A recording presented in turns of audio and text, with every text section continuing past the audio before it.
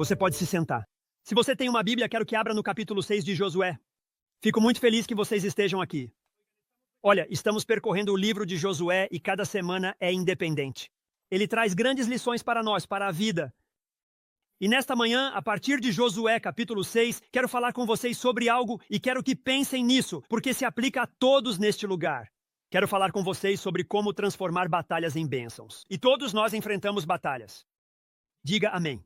Isso só vai fazer com que a pessoa à sua direita, à sua esquerda, bem na sua frente e atrás de você, se sinta normal. Como transformar batalhas em bênçãos. Talvez você não perceba isso, mas se você é um seguidor de Cristo nesta manhã, estou aqui para te dizer que você está em uma batalha. A Bíblia literalmente diz aos seguidores de Cristo, pensem nisso por um momento, diz, seja um bom soldado de Jesus Cristo.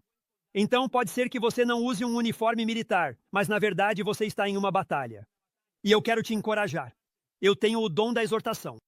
Deixe-me te animar. Você estará em uma batalha até o dia em que morrer. Eu sei que todos vocês estão animados com o que acabei de compartilhar.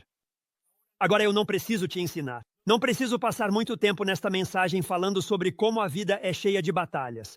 Vou dizer isto especialmente para alguns de vocês mais jovens. Acho que uma das lutas que aprendi na vida foi esta. Eu pensava que só de vez em quando você enfrentaria algumas batalhas, mas que a maior parte da vida seria tranquila. Depois percebi o quão ingênuo eu era, que a vida é cheia de batalhas. E eu realmente acredito que é assim. Acho que você não vive uma vida de batalhas e de vez em quando bênçãos, às vezes batalhas, às vezes bênçãos. A vida não funciona dessa maneira. Acredito que as bênçãos e as batalhas andam mais ou menos em paralelo. Há momentos na sua vida em que você enfrenta algumas batalhas, mas também reconhece bênçãos. E é assim que a vida é. Então, não preciso te ensinar que a vida é cheia de batalhas. Viver vai te ensinar essa verdade. Mas a boa notícia é, e vamos aprender isso, que existe uma maneira de encontrar a vitória, mesmo em meio às batalhas. Agora, o que eu quero é que todos se aproximem e prestem atenção. Você precisa fazer isso. Não importa se você está em um estudo de livros, em uma série, ou simplesmente abre sua Bíblia e ensina uma lição. Onde estamos? Isso é o que você sempre deve saber. Ao se aproximar de uma história, versículo ou capítulo na Bíblia, é assim que você deve começar um livro da Bíblia. Onde estamos? Obtenha o contexto. Então, os filhos de Israel estiveram vagando pelo deserto durante 40 anos. A razão pela qual eles estiveram vagando pelo deserto é porque não confiaram em Deus. Moisés tirou os filhos de Israel do Egito e os levou junto com seu povo pelo deserto. É uma viagem de 11 dias. Uma viagem de 11 dias que eles transformaram em uma jornada de 40 anos. Só estou dizendo, somos teimosos. Não percam isso de vista. Uma viagem de 11 dias passou a ser de 40 anos. Sejamos honestos, talvez não tenhamos feito da vida uma jornada tão longa, mas alguns de nós deveriam ter chegado antes. Digo amém a isso na minha vida. E assim, finalmente eles chegam lá, fazem a viagem rápida e chegam à terra prometida. Deus diz, vocês podem tê-la, dei a vocês. Ele sempre disse isso desde Gênesis 12. Dou esta terra a vocês. Era deles e eles podiam pegar. Eles escolheram não confiar nem acreditar em Deus. Assim, Deus permite que eles vagueiem pelo deserto por 40 anos. Essa geração morre. Uma nova geração chegou. E finalmente esse grupo, porque aprenderam com o passado que é o que sempre deveríamos fazer. Eles creem em Deus, confiam em Deus, e pelo milagre de Deus as águas estavam de forma surpreendente cheias. Havia 1 milha de água à frente deles. Eles acreditaram e confiaram em Deus. Entraram na água, a água se abriu e eles atravessaram para a terra prometida. Agora pense nisso. Eles estão de pé sobre a terra que Deus lhes prometeu em Gênesis 12. Agora já chegaram até aqui em Josué capítulo 6 e estão na terra. Realmente é algo muito importante. E agora, o que está acontecendo é que para possuírem toda a terra, eles precisam atravessar uma cidade chamada Jericó. Isso é o interessante nesta manhã e confesso isso a vocês. Por que motivo estaríamos aqui hoje estudando uma batalha de milhares de anos atrás? Porque é isso que vamos fazer nesta manhã. A Bíblia diz em Romanos 15, versículo 4, veja o que diz. Isso é pessoal. Se você está aqui e pensa, será que ele vai mesmo falar sobre uma batalha de milhares de anos atrás? Veja o que diz a Bíblia. Tudo o que foi escrito no passado foi para a nossa instrução. Em outras palavras, Deus diz que há um ensinamento nessas palavras que leremos hoje. Depois diz que é benéfico para que por meio da perseverança e do consolo das Escrituras, veja o que diz. Alguns de vocês podem estar em batalha, dificuldade, adversidade ou buscando uma saída em seu casamento ou em circunstâncias de qualquer área da vida. E literalmente diz que possamos ter esperança. Em Josué 6, é exatamente isso que você encontra. Uma história real e verdadeira que também é uma ilustração, porque eles vão alcançar a vitória no que vamos ler hoje.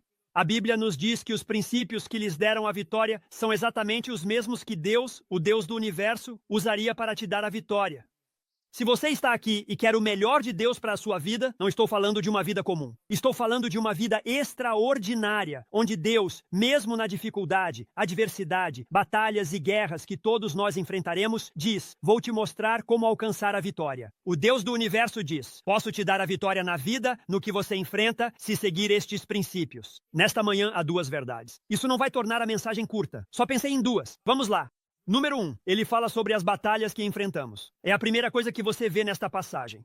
Em Josué, capítulo 6, versículo 1, a Bíblia diz: agora Jericó, lembrem-se de que eles já se mudaram para esta terra. Eles estão se preparando para conquistar a terra. Esta é a primeira batalha. Se é sua primeira vez conosco, esta é a primeira batalha. Jericó estava muito bem fechada por causa dos filhos de Israel. Isso simplesmente significa que eles sitiaram a cidade. Eles se reuniram ao redor, estavam lá e sitiaram a cidade. Veja o que diz: ninguém saía nem entrava. Assim, os filhos de Israel estão se preparando para invadir Jericó. Jericó é uma cidade antiga e quero que você pense sobre isso. Provavelmente você já viu isso em filmes. Eles tinham muralhas. Por isso, realmente era considerada absolutamente inconquistável. Em outras palavras, não havia como você derrotar essa cidade. Não havia como você conquistar a vitória. Estive nesta cidade várias vezes. Literalmente, uma das coisas mais incríveis que já fiz foi pregar em um sábado à noite na Jordânia. E na manhã seguinte, acordar no que teria sido o deserto. Cruzei o Rio Jordão, saí do Rio Jordão. Na verdade, eu não entrei nele, mas o atravessei de carro. Passamos pelo Rio Jordão e cruzamos em direção a Jericó. Então, literalmente, já fiz esse percurso antes. Essa cidade não é realmente grande. Ouvi dizer que ela tem 6 acres. É o que a maioria acredita, que são cerca de 6 ou 7 acres. Pode ter sido um pouco maior, mas era mais ou menos isso. Mas essa cidade tinha muros que mediam cerca de 12 pés de altura e 6 pés de largura. E o problema não era necessariamente só os muros, mas sim os sentinelas. Eles eram os guerreiros que protegiam esta cidade. Eles tinham a vantagem da altura por causa dos muros, o que os ajudava a se proteger. Lembre-se disso, não perca isso de vista. Esse grupo esteve vagando pelo deserto por 40 anos. Eles não são exatamente os Navy SEALs. Posso dizer isso para todos vocês? Quer dizer, isso aqui não é como os boinas verdes, certo? Ou seja, eles são guerreiros, mas não é como se tivessem sido uma força de combate massiva e incrível durante todo esse tempo.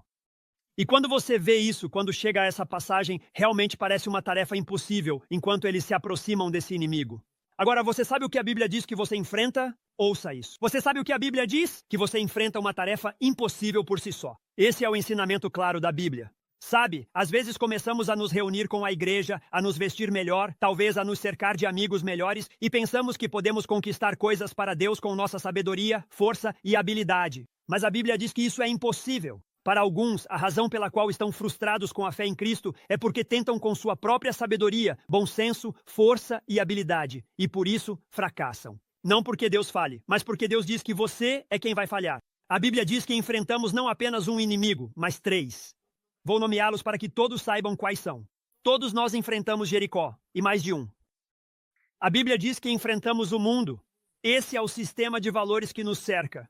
Agora, se você não acredita que o mundo está vencendo em relação à fé cristã, saiba que se estima que a maioria, bem mais de 50% dos seguidores de Cristo, não possuem uma cosmovisão bíblica. Eles têm uma cosmovisão mundana.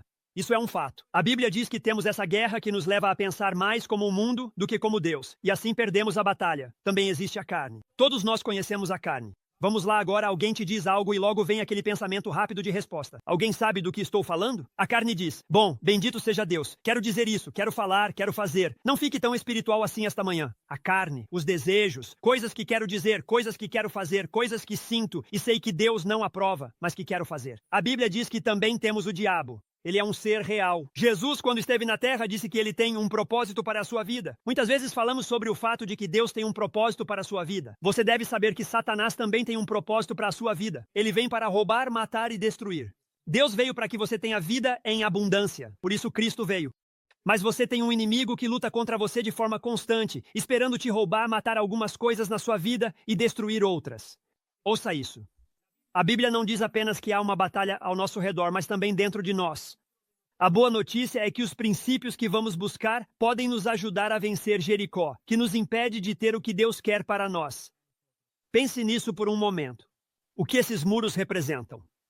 Eles te impedem de receber o que Deus tem para você. E a Bíblia diz que temos um inimigo. E você acabou de ver os 3 inimigos que te bloqueiam de receber o que Deus tem para você. Mesmo que você pertença a Cristo, eles eram o povo de Deus. Mas ainda assim tem essa batalha que está prestes a começar. A Bíblia diz que você e eu, como seguidores de Cristo, ouça, temos a Deus, sua palavra, sua sabedoria e verdade. Ele nos deu direção, mas também enfrentamos batalhas. Por isso vamos dedicar todo o nosso tempo esta manhã à segunda verdade. Não pense que será tão curta quanto a primeira. Apenas tenha isso em mente. A segunda verdade, e é muita coisa, mas tudo se resume a isso. Existe um plano de batalha de fé. Agora pense nisso por um momento. A Bíblia diz que há batalhas que enfrentamos. Todos nesta sala enfrentam batalhas. Bem, alguns de vocês, ao enfrentar uma batalha, podem pensar no nome, lugar, coisa, tudo isso. Mas a Bíblia diz, aqui está a questão. Você enfrenta uma batalha, mas há um plano, o da fé. Josué era considerado, pensem nisso, porque quero ter certeza de que vocês saibam, caso não tenham tido contato com esse texto antes. Josué é considerado o grande general e líder de Israel. Não tenho dúvida de que, se há algo que sei sobre Josué, é que se pode estudar muito sobre sua vida, porque ele esteve com Moisés. Se há algo que sei sobre Josué, é que ele era alguém que adorava planejar e traçar estratégias. Quero dizer, isso pode ser visto na vida de Josué. Josué era um planejador. Ele gostava de fazer estratégias. É assim que podemos vencer. Isso é o que podemos fazer. Nós não gostamos de fazer isso em nossas vidas. Sabe do que estou convencido? Olhem todos para cá. Sei que vocês estão anotando, mas pausem e olhem para mim um instante. Vamos lá. Sei que todos nesta sala adoram planejar e fazer estratégias. Bem, vou dizer o que vou fazer. Vou contar o que vou fazer. Vou lhes dizer isso. Vou contar o que farei. Nós não fazemos isso? Não me olhem assim esta manhã. Vamos lá. Acabei de elogiar vocês por estarem aqui. Agora não vão falar comigo. Nós não fazemos isso. Pensem nisso por um momento. Adoramos planejar, fazer estratégias e organizar nossas vidas. E vou fazer isso, vou para lá e temos uma longa lista de coisas que perseguimos e do que significa sucesso. É para lá que vou. Veja Provérbios 16:9. A mente do homem planeja seu caminho. Todos fazemos isso. Nossa mente está consumida por isso. Vou fazer isso. Vou dizer isso. Veja o que diz a Bíblia. Mas o Senhor dirige os seus passos. Agora, isso é o interessante. Ao chegar em Josué 6, você toma a primeira cidade na Terra Prometida e vai para a guerra. E isso é o que quero que você saiba, e deveria escrever em letras grandes. Deus já sabe o que vai fazer. Você tem os filhos de Israel, tem Josué, tem a cidade de Jericó, seus guerreiros e toda essa circunstância e situação. Tudo está se juntando para essa grande guerra, esse grande momento importante e histórico, e Deus já sabe o que vai fazer. E tudo o que ele faz é explicar cuidadosamente a estratégia para Josué. Você vê isso no versículo 2. Veja o que a Bíblia diz. O Senhor disse a Josué, versículo 2, eu entreguei Jericó em suas mãos, já está feito. Já está dito, já foi declarado, com seu rei e seus valentes guerreiros. Você olha para esse muro e vê guerras, e Deus diz, já entreguei a você. Veja o que ele diz depois. Ele diz o que deve ser feito. Você dará voltas ao redor da cidade, todos os homens de guerra rodeando a cidade uma vez. Você fará isso durante 6 dias. Rodeie a cidade uma vez por 6 dias. Além disso, 7 sacerdotes levarão 7 trombetas de chifre de carneiro diante da arca. No 7º dia, você dará voltas à cidade 7 vezes. Somente nesse dia, eles fizeram isso. E os sacerdotes tocarão as trombetas. Acontecerá que quando fizerem um toque prolongado com o chifre de carneiro e quando ouvirem o som da trombeta, todo o povo gritará com grande júbilo e os muros da cidade cairão e o povo subirá, cada um indo direto para a frente. Agora, há uma mensagem principal nesses versículos. Ouçam com atenção, porque quero que todos vocês entendam isso nesta manhã. Há uma mensagem principal nesses versículos que acabei de ler para vocês. E é a seguinte: se Jericó vai cair, vocês precisam do plano de Deus, não do plano do homem. Agora, vocês só precisam ouvir isso. Se vocês escrevem à margem da sua Bíblia ou fazem anotações para um comentário contínuo sobre o livro de Josué, está aí, bem aí. Se Jericó vai cair, Deus lhes diz o seguinte: vocês não precisam do plano do homem, mas sim do plano de Deus. E aqui está a lição para nós, para realmente triunfarmos na vida. Eu preciso do plano de Deus, não do meu. Agora, deixem-me contar o que eu fiz. Isso sacudiu todo mundo neste lugar porque somos bons em criar planos. Isso realmente te sacode. Se eu realmente quero triunfar no casamento, na minha solteirice, se quero ter sucesso no meu trabalho e no caminho que estou seguindo, se realmente quero vencer na vida em geral, eu preciso do plano de Deus, não do meu. E eu diria a todos aqui, se há algo que a Bíblia deixa claro, é que Deus tem uma estratégia para a sua vitória. Ouçam isso. Só estou dizendo, pode ser que vocês não saibam. Talvez vocês não leiam a Bíblia nem tenham crescido na igreja, pode ser que não tenham se aprofundado nesse livro nem recebido tudo o que Deus tem para vocês nele. Mas isso é o que eu sei. Deus tem uma estratégia para a vitória na sua vida individual. E Deus nos revela o caminho dessa estratégia na palavra de Deus. E à medida que o seguimos e obedecemos, Deus nos mostra qual é o seu plano para nós. É isso que Deus faz com Josué. Ele apresenta o plano. Vejam como ele explica. Versículo 2. O Senhor disse a Josué. Veja, observe isto. Entreguei Jericó em suas mãos. Josué, você não precisa entrar na vida com pontos de interrogação nem com medo. Você não precisa entrar nessa batalha se perguntando o que vai acontecer. Você vai sair dessa batalha. Não importa o quão intensa ela se torne. Não importa o quão avassaladora pareça. Não importa quantas vezes você sinta que estamos perdendo ou que estão nos cercando pelos flancos. Josué, isto é o que você precisa saber. Eu vou te dar a vitória, não importa o que esteja acontecendo.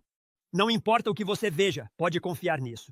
Deus nos diz muitas coisas assim no Novo Testamento. Repare no tempo verbal ali. Você sabe como é no idioma hebraico quando ele diz: entreguei Jericó em suas mãos? Isso é o que se considera um perfeito profético. É isso que é. Isso é um perfeito profético no idioma hebraico, o que significa que Deus está falando do futuro como se já tivesse acontecido. Você precisa saber isso sobre Deus. Ele não está limitado por tempo nem espaço. Sua existência não está presa a um tempo ou a um lugar. Deus, escutem-me todos, Deus está sempre presente, no princípio e no fim.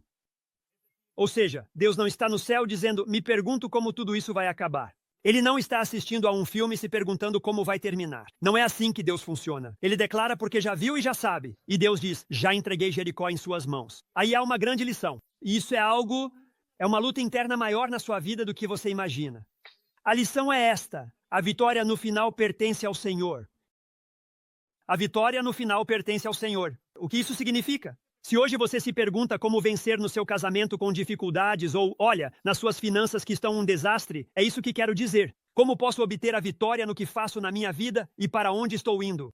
Se você pensa assim, é isso que Deus diria para você. A vitória está em mim. A vitória está em mim. Você precisa ir para onde eu vou e fazer o que eu quero que você faça. Assim, ele ensina isso desde o princípio. Veja, a lição que Deus tem ensinado a Israel desde que saíram do Egito, desde que Israel saiu do Egito, porque ele tem o seu povo e os guia. A lição que ele tem ensinado é: quando você depende de mim e faz o que eu digo para fazer, você sempre terá vitória sobre seus inimigos. Agora você pode ver isso ao longo de toda a liderança de Moisés, a liderança de Josué. Quando eles ouviam, vitória. Quando não ouviam, derrota. Você vê isso em toda a Bíblia. O Novo Testamento ensina que como seguidores de Cristo temos vitória em Cristo e em tudo o que fazemos. É isso que a Bíblia ensina. Fique comigo. Se você ainda não entende, não precisa entender ainda, porque eu ainda não ensinei. Fique comigo e nós vamos chegar lá. A Bíblia ensina que, se você é um seguidor de Cristo aqui, mesmo que em momentos da batalha você não sinta a vitória, como Deus disse a Josué, entre sabendo que você já tem a vitória. E não deixe que os desafios na batalha te enganem ou te façam pensar diferente. Se você me seguir, vai alcançar a vitória. É isso que Deus está dizendo. Bem, o Novo Testamento ensina a mesma coisa. É disso que se trata este estudo. Quando se trata de viver em vitória, alguém aqui quer viver vitoriosamente? Alguém diga amém. Tudo bem, vamos lá. Muito bem. Não podemos fazer isso sozinhos. Uma das passagens que uso muito nesta série, será a terceira vez que uso, é porque ela ilustra bem. É 2 Pedro, capítulo 1. Em 2 Pedro 1, 2, 3, são versículos que você deve conhecer e memorizar se segue a Cristo. Veja o que diz. Graça e paz vos sejam multiplicadas. Ok? Agora, escutem. Então, como se obtém isso? Como se obtém uma multiplicação de graça e paz na sua vida? Alguém precisa de paz em sua vida. Alguém gostaria de um pouco menos de estresse, um pouco menos de preocupação? Vamos lá, eu levanto a mão para que vocês se sintam mais à vontade. Graça e paz vos sejam multiplicadas. Como isso é possível? Veja, é no conhecimento de Deus e de Jesus, nosso Senhor. Agora, o que Deus fez? Deus deu a Josué conhecimento antes da batalha e ele deveria confiar nesse conhecimento durante a batalha. Deus te deu a oportunidade de conhecê-lo e o que te dá paz, confiança e a capacidade de avançar é o que você sabe. Bem, como você sabe o que sabe? Porque Deus falou, te deu isso e pediu que você confiasse nisso, mesmo nas batalhas da vida. Ele diz o seguinte, vendo que o seu poder divino, isso era o que Deus tinha com ele, no caso de Josué.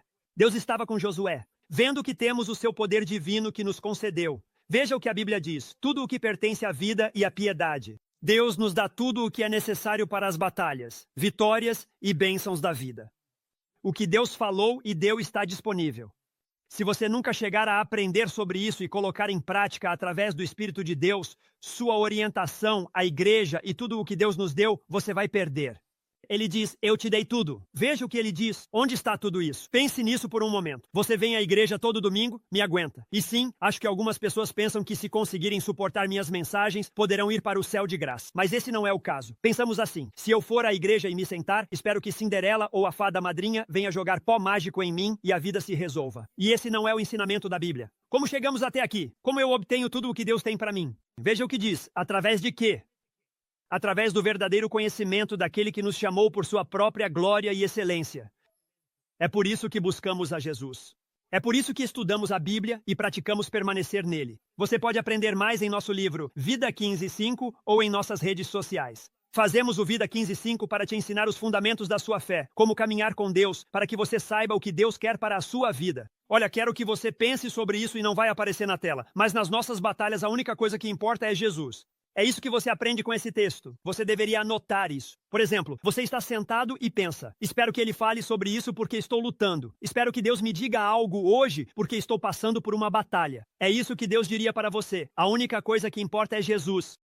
Olha, pense nisso. Nessa batalha, quando a situação se intensifica, você verá o que acontece enquanto destroem a cidade e tudo mais. O que importava era o que Deus havia dito. Eu estou entregando isso a você. E então, o que isso realmente significa? Ouça isso com atenção. Quando eu digo que a única coisa que importa é Jesus, significa que ele precisa ser o general da sua vida. Ele precisa ser quem está no comando da batalha, o plano para a sua vida. Portanto, seja o que for que você esteja fazendo, em cada circunstância, em cada direção, o seu foco deve estar em buscar a Deus em primeiro lugar e o que ele tem para você acima de tudo ou mais em sua vida. Pode ser que você seja um cristão. Ouça-me com muita atenção. Pode ser que você esteja aqui e se sinta seguro. Eu sei que sou cristão, mas quero dizer a todos que isso não é suficiente para essa guerra interna que você tem e não é suficiente. É por isso que muitas pessoas lutam em nossas igrejas hoje. Não é suficiente para os conflitos que acontecem ao seu redor. Jesus precisa ser o general. Ele deve ser o Senhor em cada circunstância da sua vida. Muitas pessoas acreditam em Jesus, eu ouço isso o tempo todo. Muitos dizem, bem, eu acredito em Jesus. Mas para encontrar a vitória sobre o mundo, a carne, o diabo, sobre as batalhas que enfrentamos, Jesus precisa ser mais do que alguém em quem você acredita. Veja, a resposta para as batalhas que nos consomem, porque acabamos de dizer que todos enfrentamos batalhas, a resposta para a batalha que nos consome não é um livro de autoajuda. Muitas igrejas estão indo um pouco por esse caminho, como se fosse um livro de 10 passos para uma vida mais feliz. A resposta não está aí. Olha, você vai ouvir um pastor dizer isso. Não se encontra em frequentar a igreja, nem na religião. Não se encontra em 16 princípios para a vida. Me escute com muita atenção. A vitória, e a Bíblia nunca ensinou outra coisa, ela se encontra no Senhor. E aqui está o desafio. Quero ser claro, essa é realmente uma estratégia estranha. No versículo 3, a Bíblia diz, e rodeareis a cidade todos os homens de guerra, dando uma volta ao redor da cidade uma vez. Olha isso! Você fará isso durante 6 dias. Isso simplesmente soa ridículo. Podemos todos concordar com isso? Olhem, pessoal, eu sou fã de história. Estudei muito sobre a Guerra do Vietnã, a Segunda Guerra Mundial, a Primeira Guerra Mundial, tudo isso. Eu realmente gosto de ler e já visitei muitos lugares, aprendi muito sobre batalhas. Você não encontra essas táticas nem estratégias de guerra nas lições sobre guerra e batalhas. Posso dizer isso? Quer dizer, ninguém na academia militar diz, sabe, ouvi dizer que se marcharmos vamos vencer. Pensem nisso. Quer dizer, só na Bíblia você encontra essas coisas. E vocês sabem, as pessoas deviam pensar, isso não vai funcionar. Como vamos lutar fazendo algo tão ridículo? Ouçam-me com atenção. Você já se perguntou por que Deus fez desse jeito? Quer dizer, por que Deus fez assim? Por que Deus não fez, por exemplo, com que à noite a nuvem de Deus os cobrisse ou o fogo de Deus os cobrisse? Algo desse tipo. Por que ele fez dessa maneira? Bem, primeiro, ouçam com atenção, porque isso vai trazer muita explicação para muitas das suas vidas. Foi uma prova de obediência. Por quê? Por que Deus fez assim? Foi uma prova de obediência. A lição é, ouçam atentamente. Não é nosso trabalho entender tudo o que Deus faz. Muitos lutam com isso. Por que Deus fez assim e não de outra forma? Por que Deus permitiu isso? Escutem, isso é importante na vida cristã. Não é nosso trabalho entender tudo o que Deus faz. Nosso trabalho é obedecer tudo o que Deus nos manda fazer. Por isso Deus quer que estudemos sua palavra para obedecê-la. O objetivo aqui era este. Obedeça a Deus e deixe todas as consequências em suas mãos. Você só precisa fazer o que eu lhe disse para fazer. Faça do jeito que eu lhe disse para fazer e confie o resultado a mim. Então houve uma prova de sua obediência. Acredito que outra razão foi que ele estava permitindo que eles vissem a impossibilidade da sua situação. Digam amém, assim eu sei que vocês estão ouvindo. Durante 6 dias, eles deveriam caminhar ao redor do muro de Jericó, que era considerada uma cidade inconquistável. Vocês têm que caminhar ao redor, e durante 6 dias, tudo o que podem fazer é olhar para aquilo que sentem que não podem conquistar. E muitas vezes isso é muito importante porque alguns de vocês que estão aqui quero que entendam isso. Muitas vezes Deus nos permite ver a impossibilidade. Essa sombra sobre nossas vidas. E a razão pela qual Deus faz isso é porque Ele está nos permitindo ver nossa necessidade dele. Vejam, alguns de vocês enxergam a impossibilidade do seu casamento, veem a frustração de como sua vida chegou a esse ponto e situação. Às vezes olham para isso e se frustram, sentem-se sobrecarregados, ficam bravos com Deus, quando na verdade essa situação deveria mostrar a vocês sua necessidade de Deus. Então, literalmente, o que Deus faz é mostrar como o plano dele deve ser. Havia alguns homens armados que estavam na frente. Ele disse para colocá-los na frente. Atrás deles, 7 sacerdotes tocavam trombetas. E depois deles estava a Arca da Aliança. Lembrem-se, ensinamos em uma mensagem que a Arca da Aliança representava Jesus Cristo. Por isso a Arca estava ali, para lembrá-los de que tinham a presença do Senhor. Você não precisa se sentir intimidado nem sobrecarregado. Você deve saber que tem a vitória porque Jesus está com você. Deus está com você. Os homens armados iam à frente dos sacerdotes que tocavam as trombetas. Foi isso que Deus disse para ele fazer, mas quero que você repare em algo. Diz que na retaguarda, eles vinham atrás da arca enquanto tocavam as trombetas. O que está sendo dito é o seguinte. Imaginem a cena usando uma imaginação santificada. Amem sua Bíblia. Ela é melhor do que qualquer programa de televisão. Aqui há coisas muito boas. Literalmente, ele diz, tudo bem, você tem algumas pessoas na frente, tem algumas pessoas atrás. Eles são literalmente a retaguarda. Normalmente, essa era a tribo de Dan. A tribo de Dan supervisionava outras 2 tribos e servia como retaguarda. Então essa era uma das tribos de Israel. Eles eram responsáveis por, se alguém viesse por trás, estarem ali para que não pudessem nos atacar nem pela frente nem por trás. E assim obteríamos a vitória. Agora isso é interessante. Em Isaías capítulo 52, versículo 12, a Bíblia diz o seguinte: porque o Senhor irá diante de ti e o Deus de Israel será a tua retaguarda. Neste versículo, em Isaías capítulo 52, versículo 12, Deus é chamado de retaguarda quando Israel... Pense nisso por um momento. Você se lembra de quando Israel atravessou o Mar Vermelho com Moisés? Espero que você tenha ouvido essa história. Eles cruzaram o Mar Vermelho. Lembra o que aconteceu? Os egípcios vinham atrás. Todos lembram disso? Eles iam para o outro lado do Mar Vermelho. Aqui vêm os egípcios atrás deles. Você se lembra do que a Bíblia diz? As águas fecharam e destruíram o exército egípcio. Deus foi a retaguarda deles. É disso que fala Isaías 52. Então Deus está nos dizendo, eu não só cuido de para onde você está indo, também cuido do seu passado. Eu cuido de tudo para você.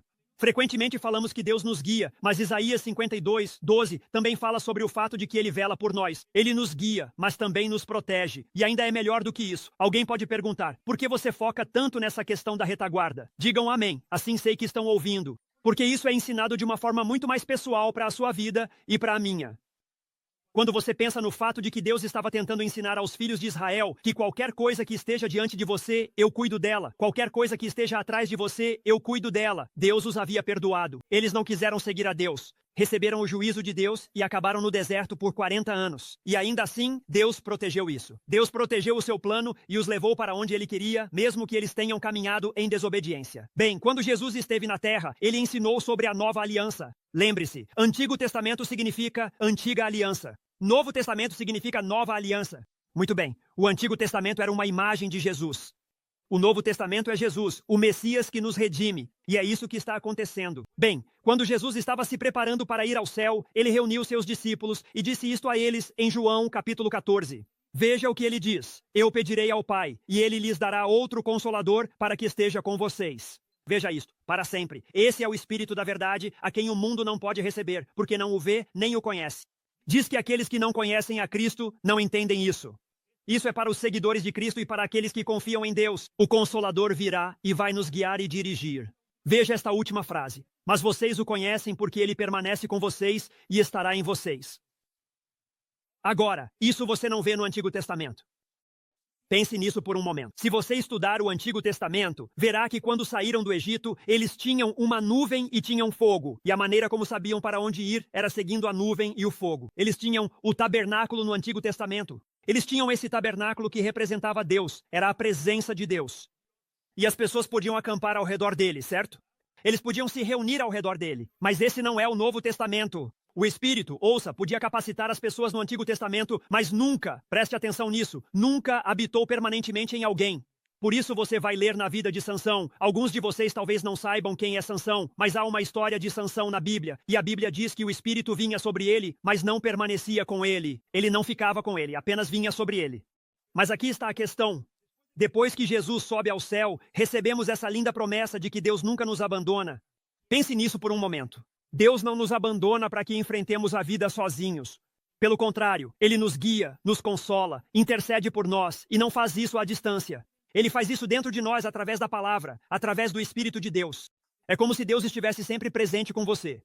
E assim você tem essa imagem de que, ao entrar no Jericó da sua vida, aquelas coisas que parecem impossíveis de superar, Deus diz: eu não estou apenas à sua frente e atrás de você, estou bem aí com você. Cubro sua frente, cubro suas costas, cubro seus lados. Cuido até do seu homem interior que luta com seus medos e ansiedades e posso trazer paz, não apenas ao seu redor, no meio das batalhas. Posso lhe dar paz dentro de você durante as batalhas, porque estou bem aí com você.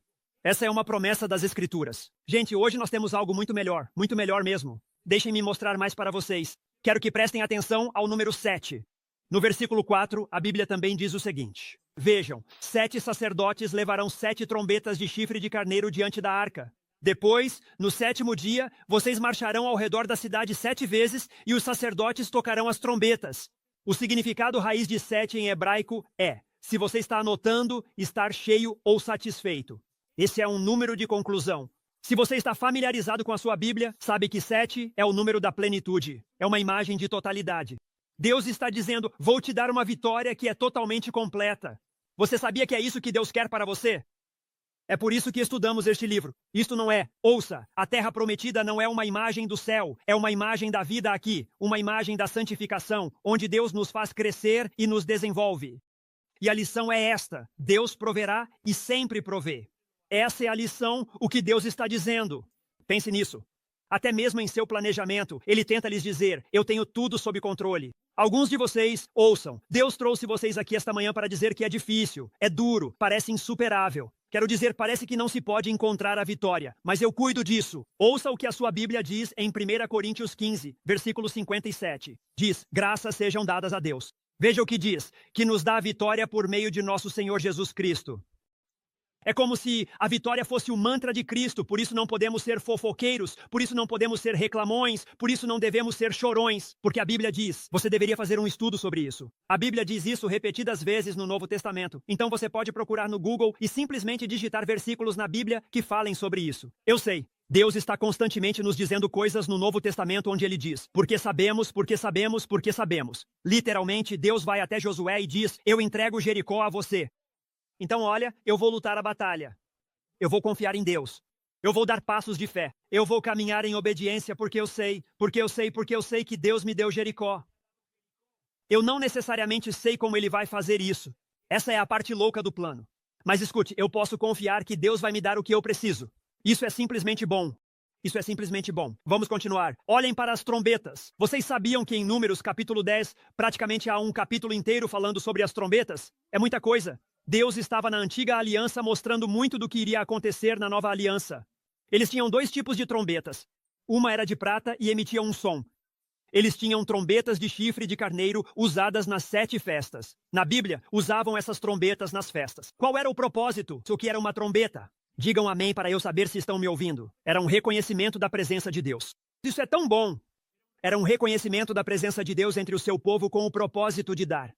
Acabei de pensar no que vou ensinar a vocês e estou empolgado. Era um reconhecimento da presença de Deus entre o seu povo para lhes dar a vitória. Então pensem nisso por um momento. Deus diz, durante 6 dias, todos os dias rodeiem os muros da cidade e que esses 7 sacerdotes toquem essas trombetas. Isso ele estava dizendo. Pensem nisso. Quero que vocês imaginem isso. Estamos caminhando ao redor da nossa batalha. Estamos caminhando ao redor daquilo que Deus disse que é nosso e o que estamos ouvindo são as trombetas. Agora, o que a trombeta dizia? Eu sou o Senhor. Eu estou presente. Eu sou o Senhor. Eu estou presente. Você sabia que o Novo Testamento dedica muito tempo a isso? O Novo Testamento diz: nunca te deixarei, nem te abandonarei. Eu sou o Senhor. Estou presente na batalha, no desafio, no dia. Eu sou o Senhor, estou presente. Então, ao olhar para Jericó, perceba que eles caminham ao redor. E Deus, repetidas vezes, está dizendo a cada dia: eu sou o Senhor, e estou presente, e vou trazer a vitória ao meu povo. É assim que os seguidores de Cristo deveriam viver, aliás. Então, no 7º dia, o versículo 5 diz o seguinte: acontecerá que, ao soar um toque prolongado com o chifre de carneiro e ouvirem o som da outra trombeta, todo o povo gritará com grande júbilo, e o muro da cidade cairá completamente. Isso é apenas uma previsão. Ainda não aconteceu. O povo subirá, cada um indo em frente. Do nosso ponto de vista, olhamos para isso e pensamos que não é um bom plano. Não costumamos pensar assim em nossas vidas? Fico me perguntando quantos de nós, se fôssemos honestos, diríamos: o plano de Deus para minha vida não parece bom. Quero dizer, pense nas coisas malucas que a Bíblia ensina. A Bíblia diz que Deus pode fazer mais na sua vida financeiramente quando você dá dinheiro a Ele do que quando fica com tudo para si. Mas isso está na sua Bíblia. Agora, não sei você, mas isso soa um pouco como o plano de batalha de Jericó. Deus te diz: olha, o sexo é algo maravilhoso, aqui estão os limites disso. E nós pensamos: mas Senhor, então deixe-me te ajudar a ouvir. Quando lutamos com essas coisas, Deus diz: este é o melhor plano. Dizemos que os tempos mudaram. Isso nem acontece apenas entre aqueles que professam Cristo como nós. Acontece em denominações, igrejas e tudo mais. Isaías 55. Os meus pensamentos não são os vossos pensamentos, nem os vossos caminhos são os meus caminhos, diz o Senhor. Assim como os céus são mais altos do que a terra, assim os meus caminhos são mais altos do que os vossos. E os meus pensamentos são mais elevados. É disso que ele está falando, que teus pensamentos digam amém para eu saber que estão ouvindo. Nem sempre entenderemos o que Deus está fazendo e nem sempre entenderemos por que Deus está fazendo. Mas há consolo nisso. Agora vivemos em um tempo em que parece que ninguém encontra consolo nisso, mas há consolo nisso. Nem sempre entendemos como Deus está agindo, mas ouçam-me. Se você é seguidor de Cristo, de acordo com Romanos 8:28, entendemos que Deus está sempre agindo. Pode ser que eu não entenda isso, mas é uma promessa. Temos um Deus que está além da nossa capacidade de compreender completamente. Diga isso ao seu vizinho. Simplesmente é assim. Se você pudesse entender tudo sobre Deus, isso faria de você Deus, e seríamos miseráveis. Você pode dizer isso de mim? É simplesmente uma realidade. Algumas pessoas ficam frustradas porque não entendem tudo o que a Bíblia diz ou sobre Deus, mas é isso que o torna Deus. Ele está além de nós. Devemos deixar Deus ser Deus. É isso que as pessoas fazem aqui. Seguem o plano de batalha da fé. Veja o versículo 8. Quando Josué falou ao povo, os 7 sacerdotes com as 7 trombetas de chifre de carneiro, repare nesses 7. Diante do Senhor avançaram e tocaram as trombetas, e a arca da aliança do Senhor os seguia. E os homens armados iam à frente dos sacerdotes que tocavam as trombetas. A retaguarda ia atrás da arca enquanto continuavam tocando as trombetas. Agora, quando você começa a entender a representação, preste atenção, quando você começa a entender a representação, você tem a arca, tem as trombetas, tem tudo isso acontecendo bem aqui. Sabe o que você aprende? Você aprende que Deus está ao seu redor nos momentos em que a vida está uma loucura. Você aprende que Deus está ao seu redor quando a vida está uma loucura. E a lição é esta: fé é confiar que Deus tem um propósito em tudo o que acontece na sua vida, mesmo quando você não entende o porquê. Agora, amigos, posso ajudar todo mundo nesta sala? É melhor você colocar isso na sua geladeira, seu amigo. Estou te dizendo agora porque todos aqui vão passar por momentos assim na vida. Não olham e dizem por quê, ou não olham e dizem o quê, os caminhos dele não são os nossos. Aprendemos isso na Bíblia. Grave isso na sua mente. Neste trecho vamos ver Deus realizar uma obra milagrosa. Mas como? Escute como. Como Deus faz essa coisa milagrosa? Peço a Deus que você esteja ouvindo. Pelo seu poder em resposta. Seu poder em resposta à obediência. Olha, quero te dar um aviso. Muitas vezes tentamos oferecer a Deus uma obediência parcial. Sabe o que fazemos frequentemente na vida cristã? Damos a Deus o que nos é confortável e pegamos de Deus o que nos é desconfortável. Eu também faço isso, queira você reconhecer ou não. Só estou dizendo. Tendemos a fazer na vida cristã o que nos é confortável, enquanto ignoramos o que nos incomoda. Preste atenção na resposta do povo aqui. É isso que eu adoro. Me escute. Não é obediência parcial, é obediência completa. No versículo 10, Josué ordenou ao povo. Eles receberam a ordem e ele está dizendo: não gritareis. Olha isso. Não gritareis, nem se ouvirá a vossa voz, nem sairá palavra da vossa boca. Na minha opinião, esse é o milagre. Posso dizer isso para todos vocês? Tem um monte de seguidores de Cristo aqui e estão em silêncio. Esse é o milagre. Até o dia em que eu disser, gritem. Então vocês gritarão. Agora vocês estão aqui. Diga amém. Vamos lá, isso está tão bom, irmãos. Peço a Deus que vocês estejam ouvindo. Vocês estão no meio de algo que não entendem. Tem alguém aqui esta manhã assim? Você está no meio de algo que não entende. E ao invés de fazer um escândalo, eles deram exemplo de fé. Em vez de fazer um escândalo, que é o que muita gente faz quando as coisas começam a mudar e não conseguem entender, eles deram exemplo de fé. E por que Deus fez isso? Para mostrar que é obra de Deus. Deus queria que ficassem em silêncio porque dizia: isso não é obra de vocês, é obra minha. Não depende do que vocês são capazes de fazer, mas do que eu sou capaz de fazer. O silêncio mostra sua fé no poder de Deus. Posso lhes dizer uma coisa? Às vezes queremos reclamar e lamentar na vida, mas o nosso silêncio é a prova de fé.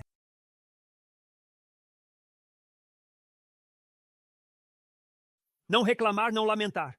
E quero ensinar algo a vocês, porque quero lhes dar um alerta. Muito do que vemos hoje na Igreja de Jesus Cristo, sabem o que é? As obras exaltadas do homem. Hoje há muito barulho na igreja, muita agitação. Fazem com que todos se empolguem, se animem, motivam, colocam para pular, e só é preciso manter isso. Mantenha a energia lá em cima. É incrível o que fazemos. Vamos, vamos, vamos, vamos, vamos, faça por você mesmo. Vamos, vamos, vamos. É o trabalho exaltado do homem, em vez da obra santa de Deus. Deixem-me ensinar algo sobre Deus. Você nunca precisa exagerar Deus. Ele já tem sua reputação e sabe como compartilhá-la. Nunca se esqueça disso. O versículo 11 diz: fez com que a arca do Senhor rodeasse a cidade uma vez. Depois voltou ao acampamento e passou a noite ali. Ative sua imaginação santificada. Eles antecipam uma luta. Estamos ouvindo sobre os filhos de Israel. Imaginem as pessoas de dentro. Eles antecipam uma luta. De repente veem esse exército se aproximando. A Bíblia diz no capítulo 5 que eles estão com medo, se reúnem, e esses homens começam a marchar em silêncio e tocar trombetas. É como se a banda de futebol americano tomasse o centro do palco. Tudo bem, mas isso os deixou confusos por uns 3 ou 4 dias. Você se pergunta, o que eles estão fazendo? Estão comigo nessa? Você estaria olhando para baixo e pensando, esses caras estão no deserto há muito tempo, não é? Só estou te contando. É uma loucura. E então você começa a pensar que nada está acontecendo. Durante 2000 anos, a igreja tem dito ao mundo que Jesus está vindo. Não tenho dúvida que alguns dentro da igreja, e muitos fora dela, começam a pensar que nada está acontecendo. Se eles tivessem desistido no 6º dia. Veja, alguns de vocês têm feito coisas de Deus em sua vida por um tempo. Pode ser que você já tenha marchado ao redor 6 vezes, mas agora as coisas não saíram como você queria. Você está à beira de desistir no seu casamento, na sua vida de solteiro, de parar de confiar em Deus com o seu futuro, em tudo isso. Ainda assim ele nos diz, nunca desista. Aqui há uma grande lição enquanto eles marcham ao redor desta cidade. Esse tempo de espera nunca é tempo perdido. Quero dizer a todos aqui que estão pensando em desistir, que a única coisa pior do que esperar em Deus é desejar ter esperado. A única coisa pior do que esperar em Deus é desejar ter esperado nele. Chega o 7º dia. O versículo 15 diz: no 7º dia, levantaram-se cedo ao amanhecer e marcharam ao redor da cidade 7 vezes. Somente nesse dia, eles marcharam ao redor da cidade 7 vezes. Nesse 7º dia, eles se levantaram cedo. Você sabe o que isso representa? Escute, eles caminhavam em obediência. Eles agem de acordo com o princípio dado por Deus, fazem o que Deus mandou, agora estão prestes a experimentar a promessa. Faça o que Deus mandar, e no tempo de Deus, você experimentará a promessa. Na 7ª vez, ao tocarem os sacerdotes as trombetas, Josué disse ao povo, gritem, porque o Senhor lhes deu a cidade. Isso é bom. Versículo 20. Então o povo gritou, agora escutem, escutem, escutem. Isso não é nada além de obediência. Não é nada além de obediência, porque nós adoramos gritar. Escute, nós adoramos gritar. Veja, Deus deu a cidade a eles. A gente sai por aí, escreve músicas e dá lições sobre isso. E dizemos, oh, veja como Deus derrubou os muros. Não se esqueça dos 6 dias de silêncio. Vivendo em obediência ao plano de Deus quando nada estava acontecendo. Alguém diga amém. Eu gosto de dizer amém para mim mesmo em algumas dessas coisas. Nada está acontecendo. É aí que alguns de vocês estão. Nós adoramos gritar e não gostamos do silêncio, mas é o silêncio, a confiança e a obediência a Deus que produzem o grito. E quem te ensina um cristianismo diferente desse não está te ensinando o verdadeiro cristianismo. Precisamos nos lembrar disso. O povo gritou e os sacerdotes tocaram trombetas. Ao ouvir a trombeta, o povo deu um grande grito e o muro, talvez por tanto silêncio, mas de qualquer forma. E o muro desabou. Assim o povo entrou na cidade, cada um indo direto à frente, e tomaram a cidade. Quem a entregou? Deus a abandonou. Ouça isto, aquele grito foi o povo reivindicando pela fé o que Deus já havia prometido em sua palavra. Cada vez que você pega este livro e aprende os princípios que Deus tem para você e aprende suas promessas e as implementa em sua vida, que é o que estamos tentando te ajudar a fazer nesta igreja. Se eu puder te ensinar a caminhar com Deus, posso te levar aonde Ele quiser que você vá. Eles caminharam com Deus e tomaram a cidade e a terra prometida. O que eles fizeram não é diferente de quando você lê um versículo e Deus diz: quero que você faça isso em sua vida, obedeça-me e eu te darei isso. Isso foi tudo o que eles fizeram. Deus falou. Deus falou, eles responderam. Deus cumpriu sua promessa. Se você não acredita, esse é o princípio da Bíblia. Hebreus 10:36 diz: porque vocês precisam de paciência. Alguém precisa de paciência para enfrentar batalhas difíceis? Por que eu preciso disso? Para que assim, quando você tiver cumprido plenamente a vontade de Deus, possa então receber finalmente aquilo que foi prometido a você. Isso é o cristianismo. Se você quer que Deus seja o Senhor da sua vida, a Bíblia diz que você precisa se arrepender dos seus pecados e colocar sua fé em Jesus Cristo. Mude a sua vida. Siga a Deus. Deus diz: este é o começo. Confie no que Jesus fez por você na cruz. Você será perdoado e eu tomarei o controle da sua vida. Há um princípio que é promessa. Tudo na sua vida, do princípio à promessa. Essa é a chave para a vitória de quem segue a Cristo. Confie em Deus e no que Ele prometeu. Esse grito foi de vitória, mas acima de tudo foi um grito de fé. Esse grito dizia: cremos, confiamos, agimos, sabendo que Deus vai agir. Você sabe por que os muros de Jericó caíram? Por que esses muros desabaram? A Bíblia diz isso no Novo Testamento. Hebreus, capítulo 11, versículo 30. Hebreus, capítulo 11, versículo 30. Veja o que diz: pela fé. Não diz que foi pelo grito, não diz que foi pelas trombetas. O que diz? Pela fé caíram os muros de Jericó. Deus disse: isto eu farei. Preciso que você confie. Eles confiaram e Deus agiu. Deus disse isso. E agora seus gritos proclamam com coragem: confiamos em Deus. Você confia em Deus? Você confia em Deus no seu casamento? Você confia em Deus nas suas finanças? Você confia em Deus na sua atitude e na sua perspectiva? Você confia em Deus quando não entende o que está acontecendo nem o porquê? Eles seguiram a Deus. Eles seguiram a Deus até alcançarem a vitória.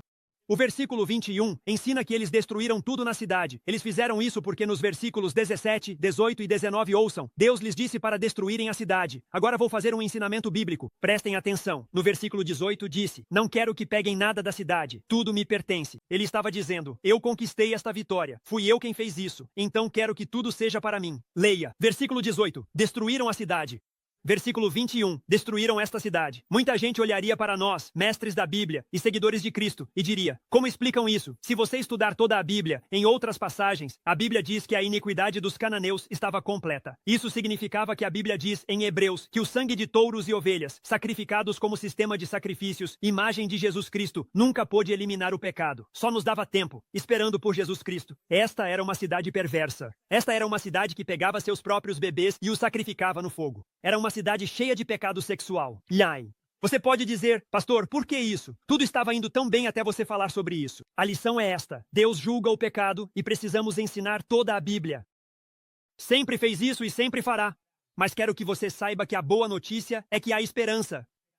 Veja, você deveria anotar isso. Eu adoro isso. Me escute. Isso é tão bom, não consigo esperar para te contar isso. Venha aqui, venha aqui, venha aqui e ouça isso. Jericó é uma imagem do juízo de Deus. Não me intimida ensinar sobre juízo e pecado. Qualquer pastor que não faça isso não vale o sal que consome, porque não ensina o livro. Você não precisa da opinião de Chris Dixon. Você precisa de uma palavra de um Deus santo que transforme a sua vida. Eu não tenho essa capacidade, mas ele tem. Então por quê? Por que eu não fico em silêncio e deixo que ele fale? É isso que a igreja de Jesus Cristo deve ser. Assim, Jericó é uma imagem do juízo de Deus. Ouçam-me com atenção. Também é uma imagem da salvação de Deus.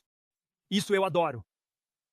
Você não pode dizer: Deus julga o pecado sem dizer que Deus pode te salvar dos seus pecados. Isso é tão bom. E reparem nisto, a única que é salva nesta cidade, as únicas pessoas que são salvas nesta cidade, como vemos nos versículos 22 e 23, são Raabe e sua família. Agora, por que estão destruindo a cidade? Tudo desmorona, mas Raabe e sua família são salvos porque, pela fé, Deus lhes ofereceu uma saída de salvação e eles a aceitaram. Ela disse a toda a sua família, se você ler os versículos 22 e 23, reúne todos e os coloca dentro de sua casa. Ela pega um cordão escarlate vermelho e o pendura na janela. Isso faz referência a Josué, capítulo 2, que já ensinamos. Lá, ela salvou os espiões. Ela disse, agora que eu salvei vocês, vocês salvariam minha família? E o que eles responderam foi, coloque um cordão escarlate, nós voltaremos. Avisaremos quando vamos atacar a cidade e todos que estiverem naquela casa, deixem viver. Josué está honrando o pacto e a promessa que fez. É uma imagem do sacrifício de Jesus Cristo. Por que o fio escarlate? Porque o sangue derramado de Jesus Cristo pelos seus pecados e realmente também pelos meus pode nos cobrir. O juízo de Deus vai cair sobre os pecados de Chris Dixon.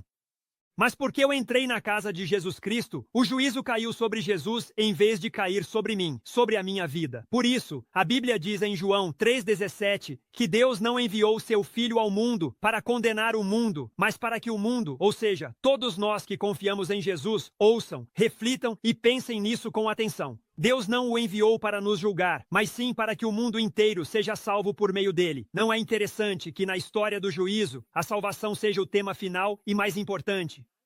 Oh, isso é bom. Isso é bom. É interessante no versículo 26. Ouçam isso. No versículo 26, Josué diz, esta cidade não deve ser reconstruída, e se alguém a reconstruir, seu primogênito morrerá. As pessoas dizem que a Bíblia se contradiz, que não faz sentido, que não se encaixa. Pessoas assim talvez leiam sua Bíblia, mas não entendem. E tudo bem, não estou tentando ser grosseiro, mas é responsável conferir isso. Você sabia que ele faz essa previsão? Ouça isso. Você sabe que isso se cumpre em 1 Reis 16, 34? Primeiro dos 16 reis.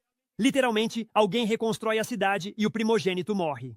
Ao longo de toda a Bíblia, pessoas que nem sequer se conheciam, pessoas que nunca se encontraram escrevendo a história de Deus, tudo se conectando e se unindo. Posso te contar algo interessante? Digam amém para eu saber que estão me ouvindo. Você sabia que Jesus termina em Jericó? Ali há outra imagem da graça. Não reconstrua a cidade. De qualquer forma, eles a reconstruíram. Mesmo assim, Jesus aparece com os pecados e erros do passado das pessoas. Você pode ler isso em Lucas 19. Ele vai e encontra um homenzinho muito pequeno. Provavelmente, foi assim que você ouviu essa história quando era criança. Zaqueu era um homenzinho assim, realmente bem pequeno. Zaqueu era baixo de estatura, então havia uma multidão ao redor de Jesus. A Bíblia diz que ele sobe em um sicômoro, olha para baixo e vê Jesus. E a Bíblia, você consegue imaginar isso? Você está em uma multidão enorme, só quer ver Jesus. E a Bíblia diz que Jesus para tudo. Olha para Zaqueu e diz, desça dessa árvore, hoje vou à sua casa. Eu adoro isso. Ele vai à casa dele. Cara, eu não tenho tempo para entrar em detalhes, mas Zaqueu era um pecador conhecido, não respeitado, não querido. Jesus o chama para descer e vai à casa dele. Quando se despede de Zaqueu, é isso que ele diz. Quando tem essa conversa com Zaqueu, ele diz, hoje veio a salvação a esta casa. Não é interessante? As muralhas de Jericó não eram o problema de Zaqueu. Escute com atenção. As muralhas do pecado e da vergonha eram o problema de Zaqueu. E Jesus foi a Jericó e derrubou essas muralhas na vida de Zaqueu e salvou a sua vida. É isso que Deus faz. Literalmente, é isso que Deus faz. E eu te diria nesta manhã, se você é seguidor de Cristo, Jericó e as muralhas caindo ao chão são uma mensagem para você e para mim. Não importa os obstáculos ou as batalhas que enfrentamos na vida, podemos reivindicar a vitória seguindo o plano do Senhor. Por isso insisto com vocês, estudem a sua Bíblia, participem de um grupo de discipulado, envolvam-se na vida em comunhão, aprendam o que Deus tem para vocês, porque as muralhas podem cair na sua vida. Mas deixem-me dizer algo incrível. Se você nunca confiou em Cristo, sabe? A Bíblia diz que um dia este mundo vai desmoronar. A Bíblia diz que um dia desses o mundo vai desabar. E sabem o que é interessante? Você não pode inventar essas coisas. A Bíblia não se contradiz. Não dá para inventar isso. Se você for a 1 Tessalonicenses, capítulo 4, versículo 16, a Bíblia diz que chegará um dia em que a trombeta soará. A própria Bíblia afirma que chegará um momento em que se ouvirá o brado da voz do arcanjo. E então todos aqueles que pertencem a Cristo serão reunidos juntos. E quando isso acontecer, a única coisa que vai importar é, você está coberto pelo sangue? Você leu uma história em Josué capítulo 6. Ela te diz tudo o que você precisa saber sobre todo o evangelho de Jesus Cristo. O que Deus tem para aqueles que estão longe dele e para aqueles que estão perto dele.